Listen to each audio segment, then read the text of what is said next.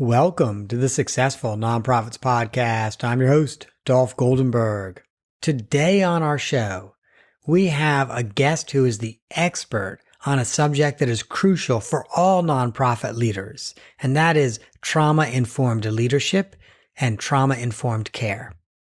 Matt Bennett is the founder of Bennett Innovation Group, where he has created a platform for his writing, speaking, and training programs. Now, I think I probably heard Matt at a conference maybe about 10 years or so ago, was really impressed with him. And sometimes the universe just brings people back around. So a funder of a client had recommended that client get in touch with Matt Bennett about maybe doing some staff development. So the client and I had an hour-long phone conversation with him. And quite honestly, I wish that I could have taped that conversation for this podcast because it was solid gold.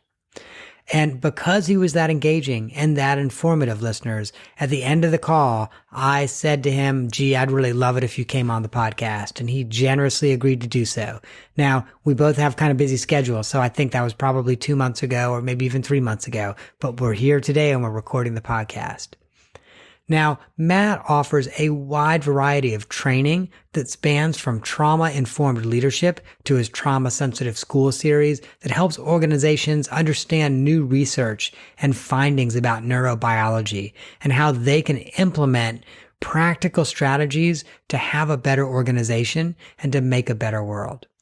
Matt has also authored the book Connecting Paradigms, a trauma-informed and neurobiological framework for motivational interviewing. With his practical experience in leading nonprofit organizations and educational institutions to develop research-based solutions to improve the health of individuals. And by the way, those individuals not only include those served, but also team members and staff members, organizations, and systems. So I am so excited that Matt is joining us today. Hey, Matt, welcome to the podcast. Thank you so much. It's a real honor to be here. Now, Matt, you seem to train nonprofit organizations all over the country. And if I recall correctly, you have several different workshops. And in those workshops, I'm sure a lot of topics probably come up. What would you say the topics that arise most frequently are? Great question. Really, one of the things that I've really come to appreciate, and this comes a lot from my own experience as well, and has kind of driven me on this mission, is really understanding why so many people in our communities are struggling. Why do we have growing populations experiencing homelessness, the opiate epidemic? I know our shared work in HIV, all these real social problems, and what is really behind those. And one of the things that really drives me is, and why I love doing the work that I do, is now that our science has got better since I got educated in psychology. I call it the dark ages of psychology in the late 90s. Since the functional MRIs have come on board and we get to the brain and the biology in a whole different way, we really understand the why behind a lot of these behaviors in ways previous generations could have never maybe even guessed at. And I spend a lot of my time talking to groups serving a vast variety of folks, even nonprofits you might not usually think about, like libraries, for example. We want to help these folks, but in some ways we don't really understand them enough to know what they need. And so my thing, whether I'm talking about motivational interviewing, which is helping people make change, trauma-informed care, which is helping people heal from traumatic experiences, it's really that understanding that I think people are really hungry for. And when you start these conversations, you can see that passion come back up in really cool ways that I know, well, at least I hope and I hear about, stays with them long after I get back on a plane and come back to Denver. I love that. Now, Matt, in what ways does trauma-informed care, in what ways does that impact leadership, sort of as that trauma-informed leadership model? Beautiful question. So trauma-informed care started with the folks we were trying to serve. But one of the things people realized early on, and I had my own experiences, you would start to learn about the impact of trauma on survivors of sexual abuse, military folks coming back from war, domestic violence, poverty. So we would learn all about this, and we started to learn about how their brains, and even we can say their DNA, if you look at epigenetics, is different after repeated trauma. And it changes how we behave, how we think, how we see ourselves, others in the world. And so many people were coming back from that and saying, yeah, we understand the folks we work with and are trying to help so much better. But what about me and my coworkers? What about our trauma? And so one of the big realizations a lot of us were having early on in the movement around the kind of early 2000s was, what about us? So as that sort of evolved, we got the terms now of vicarious trauma, secondary trauma, because we know that emotions are contagious, and trauma and the emotions associated with, we know we can be traumatized just by hearing people's traumatic stories over and over and being exposed to the behaviors and the symptoms of the mental illness and other things. And that's really why you see the last survey I saw, physicians, nurses, social workers, teachers, and principals were 1, 2, 3, 4, and 5 for the most burned out professions out there. And I think it really speaks to that emotional intensity. So I felt like around 2002, 2003, I found myself with a kind of interesting skill set. I had gotten a master's degree in counseling psychology and started out my career working as a therapist and got promoted to leadership very early on in my career. Most people would normally read a book. I decided to get an MBA in healthcare administration or a master's of business administration. And so I had this unique skill set is I had the psychological background in the growing understanding of trauma and trauma-informed care.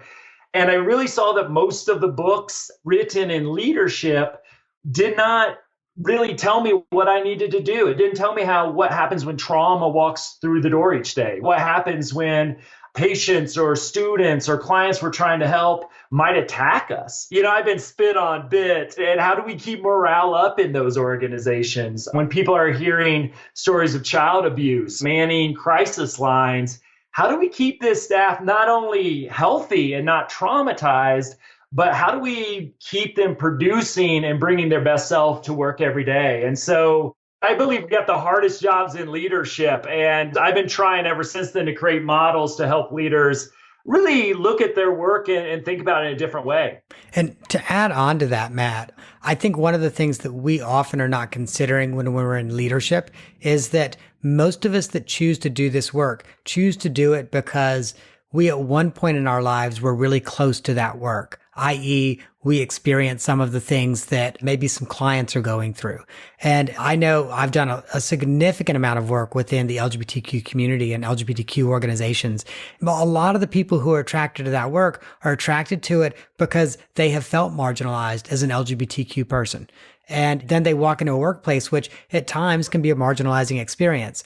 And there's this disconnect where they think to themselves, gee, I thought I was going to feel embraced every day that I'm here, and I just don't. And not only that, but I'm having people that come in every day and reminding me of some of the trauma that I've experienced in my life.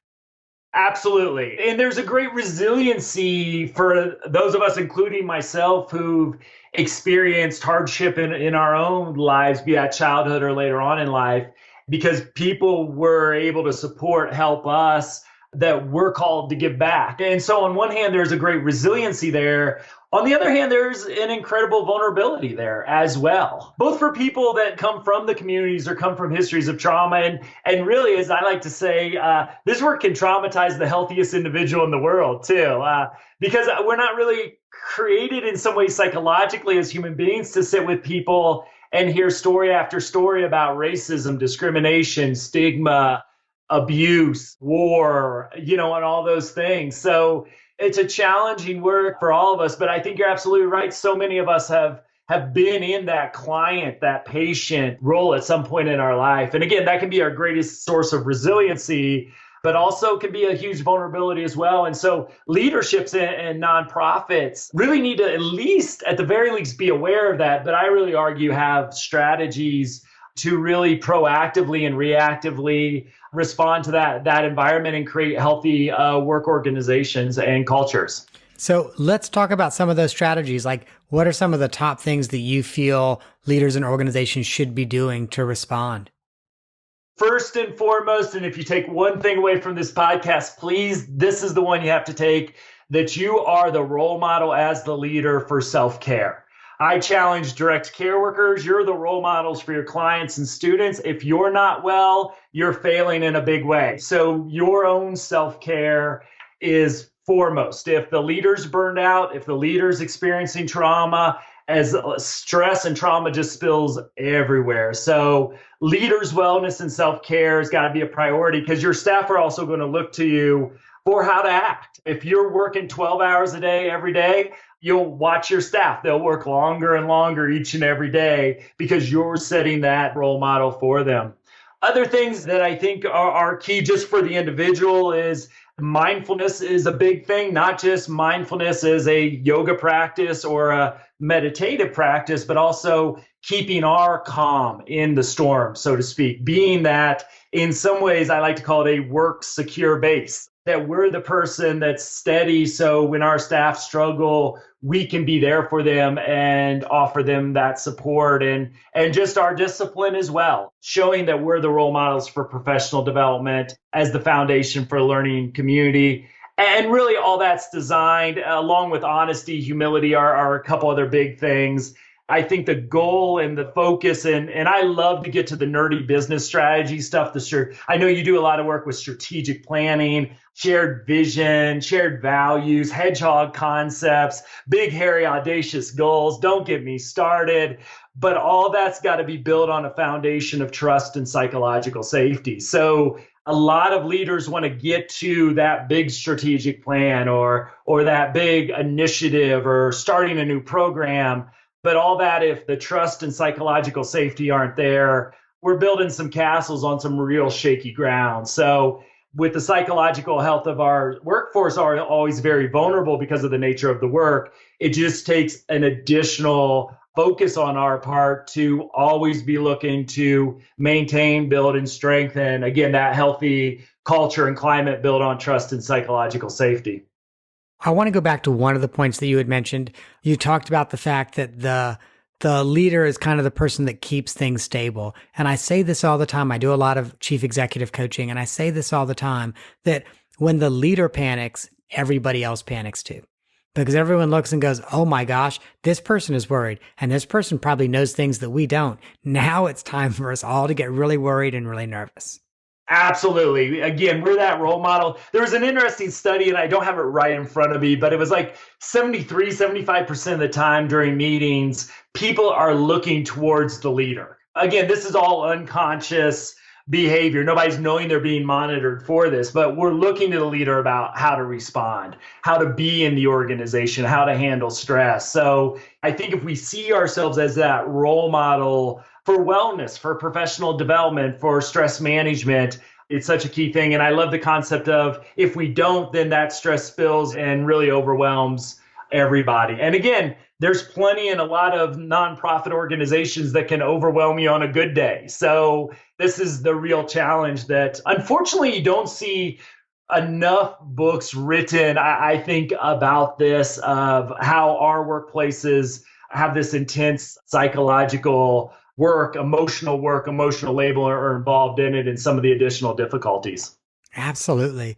So you talked also about leadership self-care. And obviously you said, hey, don't work 12-hour days. What are some other things that leaders need to be cognizant of, not just for their own well-being, but to make sure that they're setting that example?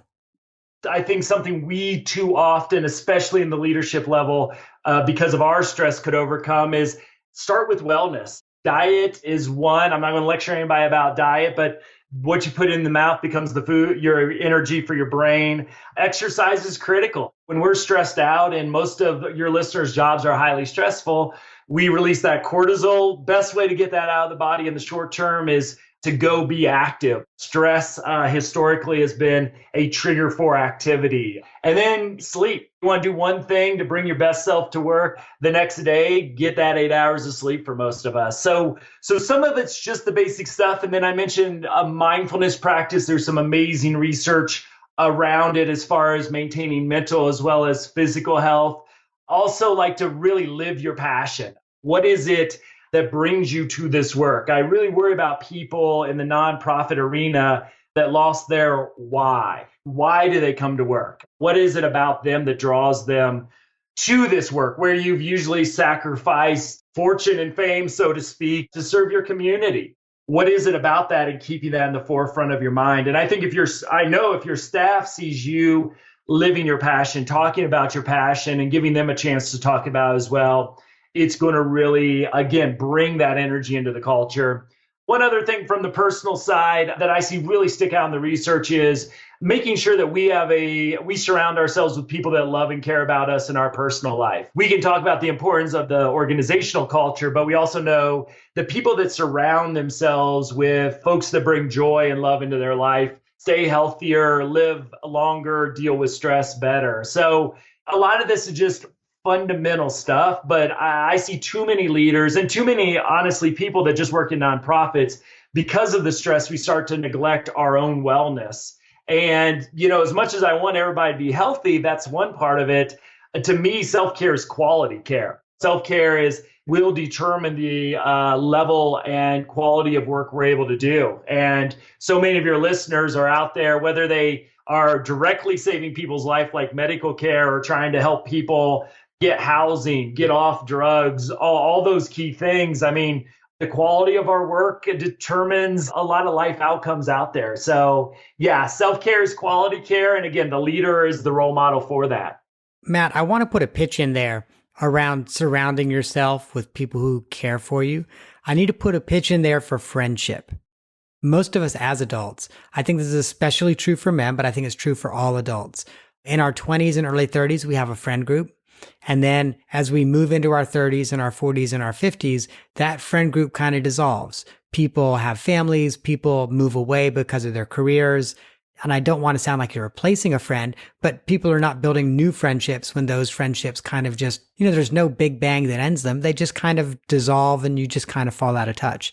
I know, just speaking of my own life, I have been just so incredibly lucky across cities and across decades to be friends with people, now for, in a lot of cases, 2 or 3 decades. And again, across cities where I've moved across the country and we're still friends. We still fly to see each other. They're one of my best friends who happens to be straight. Every year he and I do what we call a mancation, and we go away without our spouses for a long weekend somewhere, and we have a mancation. We'll try to meet for breakfast 6 to 8 times a year just to kind of keep that connection. And it's just sort of this knowing that there's these people other than my spouse, or if you got kids, which I don't, but you have your kids, other than your spouse and your kids, there's this sense that there are people who really just give a darn about me. Yeah. My work in homelessness has really just shown how lucky I am that I just get to hang out with people that bring joy into my life. So many people I work with in extreme poverty are just trying to survive, and everything's about survival. Most of, hopefully, your listeners are in a place where they can have one or two people, at least in their life, that just brings them joy. And I think we can kind of get pulled that after a hard day of people work, the last thing you might want to do is talk to one more person who, God forbid, they have a problem as well. But it's the healthiest thing we can do. So I just totally back that up. And there's so much great research out there that shows the stronger your social networks are, the more joy those folks bring into your life, the healthier you are. Jim Rohn, who's an author who puts things much more succinctly than I do, says you're the average of the 5 people you spend the most time with. And that's a good challenge, I think, to your listeners are thinking about those people. And if those folks bring joy into your life, I joke that I have a friend named Travis. He used to be in our field, but now he works at Whole Foods baking bread. And his joke is, I take my work home with me every day. Just a guy I like. He wasn't always in my top 5, but I do everything I can to get them in there because he just brings such great energy and usually good bread every time I see him. So it's funny, from my perspective, if I can give listeners maybe a homework assignment, if there's someone you were really, really good friends with 10 years ago and it just kind of dissolved, did not end because of you had a huge disagreement, just kind of fell out of touch, give the person a call, send them an email, try to get together with them, even if you're in other cities. I mean, we live in this miraculous time like the Jetsons where you can just Skype. And actually, I know our Skype is frozen, but for the most part, actually see people and see people's reaction. I really got to put a big pitch in for that. If you're taking care of yourself, make sure you've got a good friend network. Absolutely. And one more final piece of that, and this kind of goes over into the work arena a little bit as well, is I'm so lucky to have folks all across the country. And some of these networks might be more local for other folks, but just people in our field. I call them professional friends. They're more friends than colleagues, so to speak, but they're folks that I share a shared passion with. And I've gotten to know their families over time. I've gone on vacation with some of them over the time, but I think there is something that draws us to this field and connects us through our shared values and shared passion. So those professional networks, again, can bring you a lot of joy as well. If you don't talk about work the whole time, make sure you work some personal friendship stuff in there when appropriate as well. And I think, what you say with executive director, executive coaching, if you're at the top of the ladder, a CEO or an executive director, don't work in isolation and make sure you've got that professional support as well. I love the fact that you do talk about those professional friendship relationships, because those folks can celebrate with you your professional successes in ways that your other friends, like the best friend where I was just talking about our annual mancation, he's in IT. He celebrates my successes, but maybe he does not understand them, and vice versa. When he does a big integration, I'm like, oh my God, that's awesome. But I don't know really how much work that is and what kind of blood, sweat, and tears went into it. Whereas I think with those professional friends, people can really genuinely understand and celebrate your successes, because we all have times when we don't succeed, like all of us. I do, you do, every listener does. But also then people who get it, like you did everything you could. It was a tough fight and you lost. Okay. But to me, there's power in those types of friendships as well. Absolutely. Again, whether we're talking about leaders or whether we're talking about staff, on one hand, there is those personal things. So self-care is what you do to some extent outside work. And we need to look at that. And I would challenge people, especially in the leadership role, but really if you're in a nonprofit, is think of yourself more as an athlete or musician, somebody who needs to prepare for a performance. Self-care is crucial, because we know work stress can destroy you. And a lot of your listeners are in the social work, mental health, philanthropy area, where we dominate a lot of the categories for burnout. So that's part of it. But the other part that I think we share some interest in too is, how do you structure your work in a way that allows you to get things done? So a couple of things, and I want to point one out, and I'd love to get your thoughts on it as well, that I see leaders being terrible at. And I get the pull is, one of the things that I like to see, if you can think about going into work each day, knowing all of our jobs are stressful to a degree, and I would say most of your listeners' jobs are more stressful than most other jobs in leadership due to some of the things we've been talking about, is you sort of plug into stress when you go into work. And ideally, when you leave work at the end of the day, you unplug. And where I see leaders really both being terrible role models for this, but also destroying their own health is, you go home, maybe you unplug for an hour or two, but you're working on dinner and you pull out your phone and you check emails, or you log into your computer. So ideally, what we really need to do, and this is research based, this isn't just me saying to feel good, do this. This is definitely shows up in the literature, is leaders need to disconnect from work. Now, if the building's burning down, they need to call you. So there are some realistic things when you get up that chain of events that you need to be notified if big things happen.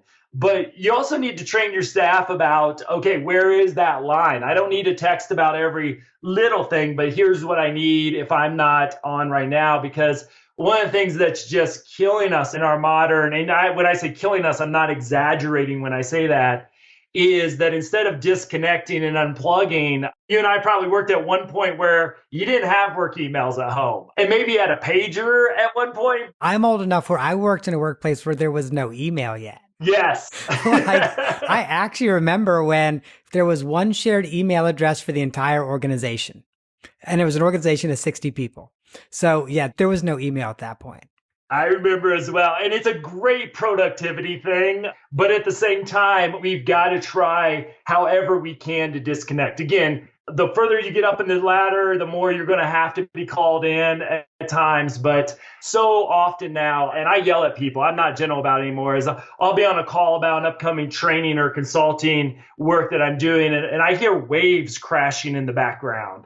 And it's always one of the top 3 people in the organization is on this call while they're on the beach. And so whether it's in the evenings, whether it's on the weekends, we biologically need a chance to recover. And I just like to say, You go into work, if you're a fan of the Matrix movie like I am, you can think about they plug that stress thing into the back of your head. You get stressed out throughout the day. It's just a normal part of work. Hopefully you can unplug and both de-stress so your recovery gets some of the stress out and you're not adding any more stress to your cup. But when you, again, log into your emails, get texts at all hours of the night, you just got to think about it. You're plugging yourself back in so you don't have the chance to recover and you don't have the chance, you're putting more stress in your cup. So making sure that the multitasking stuff, we know we can't multitask. We've got to start to disconnect. We've got to start to get focused back in our workplace. And again, leaders sometimes I see as the worst role models in just some of those basic workflow productivity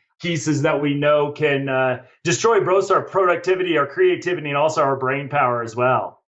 So Matt, I'm going to share with you my weekend email strategy, and then you can tell me I'm all wrong and I can live with that because I'm a grown up and I'm happy for you to tell me I'm all wrong. But this is my weekend email strategy. It is actually not at all unusual for me to do work on the weekends. But typically what I do is I typically schedule it and there's something specific that I want to do. Like, oh, I'm going to spend 2 hours working on this final strategic plan project for a client, working on 2 hours, maybe on the intro on the strategic plan. And I'll sit down and I'll do that for 2 hours. And if as part of that, I need to send an email, I'll send an email. Or if I need to see if someone has responded to me about an email on that project, I'll check and then I'll reply. But otherwise, like what I don't do is I don't say, oh, it's Saturday afternoon. This is a great time for me to get to email 0. Let me sit down and do it. But so I actually do typically work at least for a few hours every weekend and I schedule it. Now, I'll also share with you, I think, I do a lot of interim chief executive engagements. I will also share with you, I always end up having to have conversations about this where let's say I'm working on that document and I'm like, oh, I need to email so-and-so and ask them a question. So I'll email them and then 10 minutes later, they'll respond. And literally, I will either pick up the phone or I will immediately reply and say, when I email you, I don't expect an immediate response if I'm emailing you after hours. I'm just emailing you so that it's in your inbox when you show up at work. Please don't respond. But I'll share with you, people would always ignore that. So then I discovered this great app that goes along with Outlook and it's called Boomerang. And it allows me to schedule emails. So then I can prepare that email and click send on and tell it to send it Monday morning at 6 a.m. or 8 a.m. or whatever. So just, it's not at all unusual for me to do some work on Saturdays or Sundays, but it's always planned. And I'm always clear, like I need to do X, Y, or Z, and then I'm done. And the reality of a lot of executives I know, and I know you've got a couple, probably at any given time, quite a few balls in the air that we do have to put in some work on the weekend. I think scheduling it, and when you have to do it, when you don't have those sort of 2 days to recover, making sure that you're not just sitting around watching Netflix the rest of the weekend. Like my challenge would be if you have to do work on the weekends, try to keep it to at least one of the days. So you have at least one full day to just recover. And then if you're going to do it, my challenge is you better schedule some really good, healthy stuff in there as well. I want you to be working out. I want you to go for a hike, hanging out with friends and really going to a concert to do that. Because, again, what we see is those 2 days, because of, for a lot of us, how stressed we're under, it's really in many ways barely enough already. So, and a lot of that is just where you're at with your own wellness and health. Some weeks, honestly,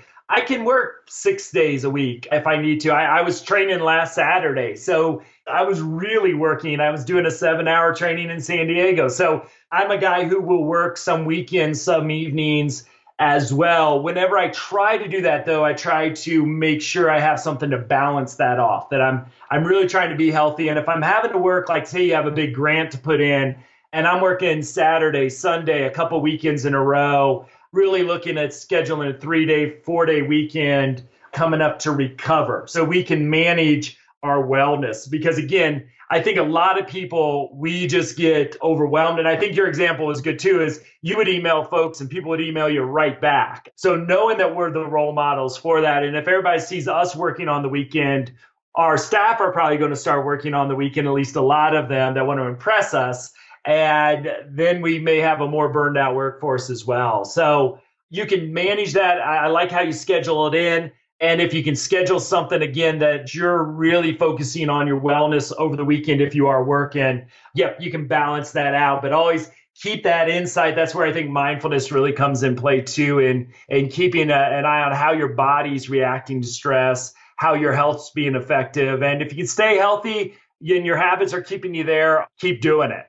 The other thing I'll share with you is I took all social media off my phone. So Facebook, LinkedIn, and Twitter. And I still do have both my personal and my work email on my phone. However, they're not on my home screen and I do not get any auto notifications. So again, it has to be intentional. So like if I'm bored and I pull my phone out, I don't just see work email and go, oh, let me check work email real quick. And I've got a Droid. So I actually got to go into all those apps and scroll all the way down to the O's and click Outlook. And that's a pain. And I'm not as likely to do it unless I'm really like, oh, I need to email somebody. For me, that's one of the other boundary things that I did was I really took a look at the apps on my phone and I was like, I don't need this. I don't need that. Although I will admit, I do have the Washington Post app on my phone. And when I'm bored, I do love to read what's going on with the impeachment. This is being recorded in November. The impeachment will be over and hopefully the Trumpster will be out of office at that point by the time this is released. But that's what's going on when we're recording this. There's a lot of stress out there, both in the media and again, we deal with things like racism, poverty, and all that's really heightened in our communities now. So I have my two shows I get my news from each day, and I give myself an hour or at least as much as I can stand after work. And then if I want to catch up on what happened in the evening, I give myself about 10 minutes at the end of the day. But I found that I had to manage that too, or watching the news became a little bit of an addiction for me. So, but it's a good reminder. We've got to be careful of these political times and not get too overwhelmed by them. And I know traveling the country, I know a lot of people are really feeling that because I was in Southern California and Portland, Oregon, which a lot of like-minded people in those places. But you go some places in the South and boy, racism is still just everywhere. And it is everywhere, but it's so in your face in so many ways. And so, again, we got our clients, patients are being highly affected by a lot of these issues, and we are as well. So, again, keeping yourself healthy for yourself, but also those you're trying to serve too. So, put yourself on a manageable diet of news is my suggestion. My phone's currently on airplane mode, but when this is over, I'm going to pick up my phone and I'm going to take the Washington Post app off. I think you're probably right, actually. I probably do spend, and it's not even that much time. I probably only spend 15 or 20 minutes a day on it. But every time I do, it probably stresses me out. So thank you. I appreciate that. Now, Matt, I've got to make sure that we ask you the off the map question. All right. I'm ready for it. I've been waiting for this. Awesome. Because this way, our listeners will know the person behind the profession just a little bit. So, Matt, I understand that you have some very specific ideas about heart rate variability. And I happen to have a Fitbit on my wrist most of the time. So now I'm curious. Talk to me about heart rate variability. Oh boy, the can of worms you just opened. So for your listeners, I've been working on my elevator pitch on heart rate variability. So I'll try to be as brief as I possibly can. So most of us are familiar with heart rate, and that is beats per minute. And usually what you hear is the lower the resting heart rate, the better. So you see some elite athletes with crazy low resting heart rate variability. And then if you go to the gym, you see those charts where you're in the green, red, yellow zones as you work out for your heart rate.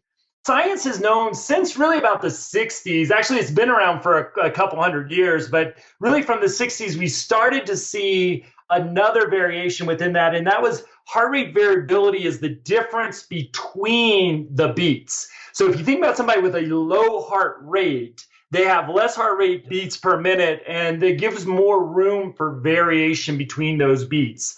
Now, to get a little nerdy with you, that variation shows how well your autonomic nervous system is reacting to or recovering from stress. So the more variability you have, it shows a healthy nervous system. So if I can dig just a little deeper, the autonomic nervous system is the parasympathetic, the fight or flight nervous system, and the parasympathetic, the rest and digest nervous system. And so the higher the variability, it shows those two systems are working well together. In other words, your biology is in a very good state to take on something stressful or challenging, Or if you've gone, whether it's for a long run or had a long day at work, your body's recovering well from that. The exciting thing about this biometric to me when I first learned about it is if I can tell if your body's reacting well or poorly to stress, that predicts a lot of different things. It predicts how well you're going to engage cognitively in a task, how productive you are. Studies have shown heart rate variability is correlated to ability to socially engage with things like therapy, but also in education, and obviously emotional regulation, mental health as well. And so what I got really excited about, in my podcast, we had about a 6-week series on heart rate variability. You can find that at the Trauma Informed Lens podcast. And it's the first time I got really exposed to it. And you can kind of tell in the first couple episodes, I was like, yeah, this is cool. And by the end of the series, I was like, we need to have heart rate variability monitors on everybody. So I spent about 6 months trying to figure out how I could use existing technology like the Fitbit, for example, to really get this insight. Because we know those with trauma or experiencing burnout for work, that will show up in lower or poorer heart rate variability readings. So one of the things I got really excited about is it both gives you a reading of the condition you're currently in, but also if you get a baseline of a couple months, it can show how you're doing kind of, if you think about that's your trait versus your immediate condition you're in is more of a state reading.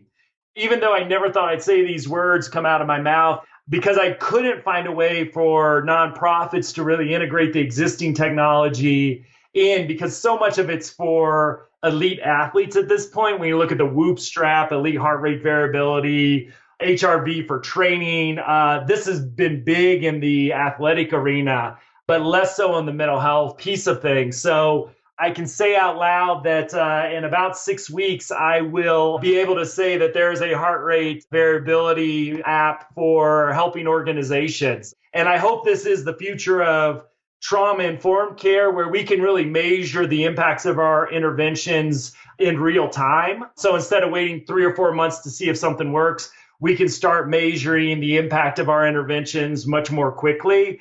I hope this is the future of self-care, because here's a biometric to say this is how you start an exercise program or intermittent fasting or mindfulness. Here's how it's improved your heart rate variability. And one of the things our app's doing as well is it's giving organizations the ability, if their staff is taking measurements, to look at the overall health of the organization, the programs, groups within both the client population, patient population, but also the staff as well. So the fact we have this biometric that tells us so much and actually we're trying to keep this incredibly cheap and help people write grants to do it. So never thought I would say the words, but I will hopefully have an app and a tech company started up here in the next 6 weeks. So that's very cool. You'll also be a tech entrepreneur. And that sounds really interesting.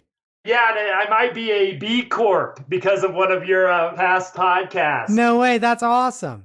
Yeah, That's really awesome. I saw it, but I was like, yeah. But then once I listened to your podcast, I was like, I want one of those. So we might, we're researching going that direction. So that's really awesome. Matt, I have loved having you on. I am looking forward to seeing this app roll out and seeing what it can do. It is such a really cool idea for nonprofits to be able to see a more real time and not have to wait 3 months or 6 months and then things have changed. You're like, well, did it work or did it not work? That's awesome. I want to make sure that all of our listeners know how they can reach out to you. You've got several websites. Obviously, you've got one for your podcast. You've also got one for your book, Trauma Sensitive Early Education. But they can get to all of that, including your blog, at connectingparadigms.org. And at that website, you can also find out how to book Matt if your organization would benefit from his facilitation, consulting, or speaking services. Once again, that's connectingparadigms.org. Make sure you check it out. Hey, Matt, thank you so much for being on the podcast. Absolute blast, my friend. Thanks for having me. Hey, listeners, if for any reason you missed Matt's URL, you can always go to the show notes at successfulnonprofits.com. We will have it there. We will also link directly to his podcast, which you should totally check out. And by the way, I know you're a podcast listener because you're listening all the way to the end of this episode, and also check out his blog. And you can do that at successfulnonprofits.com. Right now, I know we are still a bit of a ways away from spring all the way being full tilt, but I am sure that you are thinking about all of the new life that is growing outside in the ground and maybe even inside of your organization. In my practice, I have the absolute pleasure of helping nonprofits grow and see all of the amazing life that some strategic planning or coaching can bring to fruition. So if you think that I can be of service, don't hesitate to reach out. I'm easy to get to. Just go to successfulnonprofits.com. And of course, if you enjoyed today's show, do me a favor and hit the subscribe button on whatever podcast platform you're using. And if you're feeling just really great about the show, why don't you rate us as well and maybe even leave a little bit of a review. Finally, one last ask, listeners. I know I've already asked for one thing here, but one last ask. Be sure to connect with me on LinkedIn. I am fairly active there, and I reply to all messages that I receive. And I mean, seriously, even the salesy ones, I typically even respond to those. That's our show for the week. I hope you have gained some insight to help your nonprofit thrive in a competitive environment. I am not an accountant or attorney, and neither I nor the Goldberg Group provide tax, legal, or accounting advice. This material has been provided for informational purposes only, is not intended to provide, and should not be relied on for tax, legal, or accounting advice. Always consult a qualified, licensed professional about such matters.